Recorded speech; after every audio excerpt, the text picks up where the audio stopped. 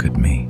You've been trying so hard, haven't you? Trying to be strong, trying to keep believing, trying to hold it all together while nobody even knows how heavy it's been. And you keep wondering if I see it, if I care, if I'm proud of you. I am. You don't have to earn that. You don't have to hit a certain level of holiness or joy before I can say it. I'm proud of you because you're mine. Because even when you don't feel strong, you still choose me. Even when you fall, you still reach for me. That's what makes me proud. Not your perfection, but your heart. You think I don't see the moments when you fight back tears and still whisper, God, I trust you. I see every one of them. I see when you choose kindness when you could have stayed bitter. I see when you forgive, even though they never said sorry. I see when you show up again after wanting to give up. You call them small things. I call them worship. You keep thinking I only celebrate your victories, the breakthroughs, the answered prayers, the healed wounds.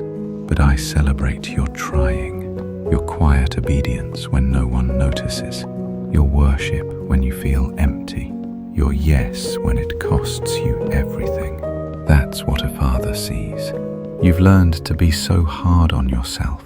Every time you slip, you hear shame louder than my voice.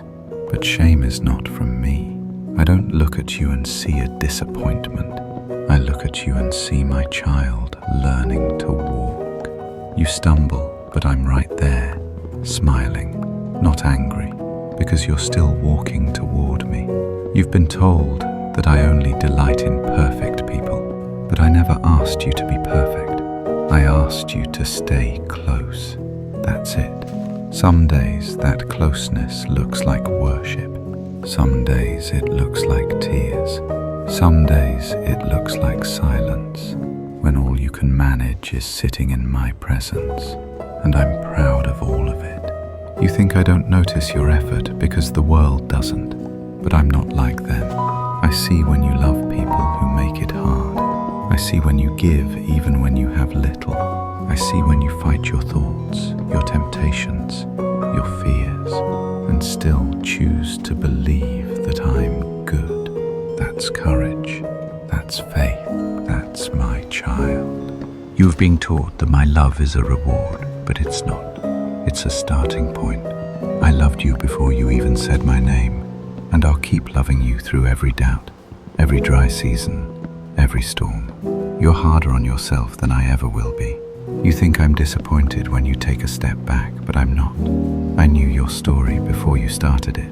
I knew every fall, every scar, every moment you'd question me, and I still chose you. Not because you'd get everything right, but because I saw something beautiful in you that even you can't see yet. You think I'm silent, but I'm not distant. I've been speaking through small mercies. The text that came when you needed it, the song that reminded you of hope, the peace that made no sense. That was me saying, I'm still here.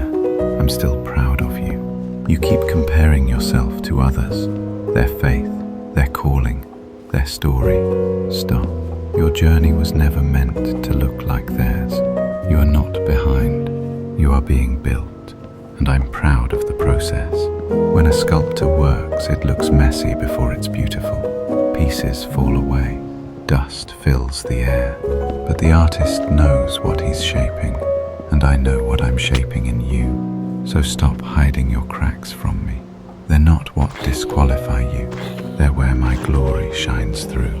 I don't use perfect people. I use surrendered ones. And that's what you are. You think you've wasted time, but I'm using even the waiting. You think you failed too much, but I'm using even your failures to make you wise. You think you're too broken, but I'm building something unshakable in those cracks. You are mine. That alone makes me proud. When I see you choosing to love me in the middle of pain, I'm proud. When I see you holding on when you don't understand, I'm proud. When I see you coming back after drifting away, I'm proud. When I see you still believe that I can redeem your story, I'm proud.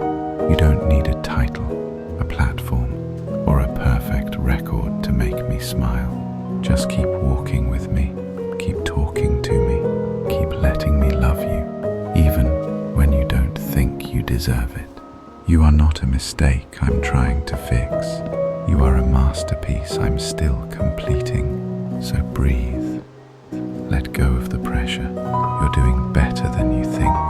And even on the days you feel like you failed me, I'm still proud to call you my child, because I've seen every battle you fought in silence, every prayer you whispered through tears, every time you got up again. You've grown more than you realize. You've changed more than you know. And I promise you, I've never stopped being proud of you. If Jesus were not speaking to a crowd, if he spoke only to you about how to live, how to love, how to carry your heart in this world, this is what it would sound like. Stop showing off. Not because it's wrong, but because it slowly empties you. Jesus didn't live trying to be seen. He didn't build his life around how things looked from the outside, and that wasn't accidental. So here's the advice, simple, practical. Don't turn your life into an announcement. You don't need to show people what you bought, where you went, or how well things are going. If something is good, let it be good quietly. If you notice yourself wanting people to notice, pause. Ask why. Most of the time, it's not joy. It's insecurity asking for reassurance. And that never lasts. If you own things, make sure they don't end up owning you. If you start needing them to feel confident, to feel ahead, to feel respected, step back. That's the moment you're drifting. Jesus lived free because he wasn't attached. Be content in everything. Contentment isn't about having nothing. It's about knowing when you already have enough. A lot of people think they'll feel settled once they reach a certain point. More money, a better place, more recognition. But that feeling keeps moving. So you have to learn this early. If your needs are met today, allow yourself to admit that. Don't rush past it. If you have food, a place to sleep, and some peace in your mind, you're not doing badly, even if your life isn't perfect yet.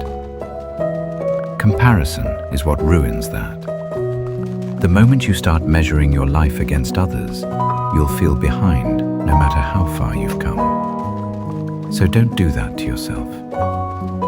And when you do have extra, more than you actually need, don't hold on to it too tightly.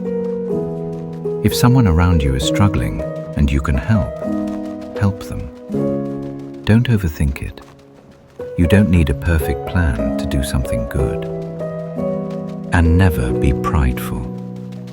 Pride is tricky because most people don't think they're proud. It doesn't always look like arrogance.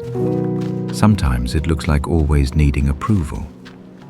Sometimes it looks like wanting people to notice your achievements.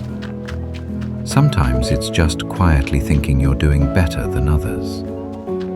Be careful with that. You don't need to display your life to prove that it's meaningful. If you're always showing what you have or what you're doing, it usually means you're trying to reassure yourself. And that's exhausting. Instead, let your life be steady and private where it can be. Not everything needs to be shared. Not everything needs validation. Confidence grows when you don't need to explain yourself all the time. One thing that will save you a lot of regret is learning when not to speak. When emotions are high, your judgment is usually off. That's when people say things they don't mean and create problems they didn't need to have. So pause before responding. especially when you feel defensive or angry. You don't lose strength by waiting. Most of the time, waiting gives you clarity. Silence can prevent damage that words can't undo. Being calm doesn't mean you're weak.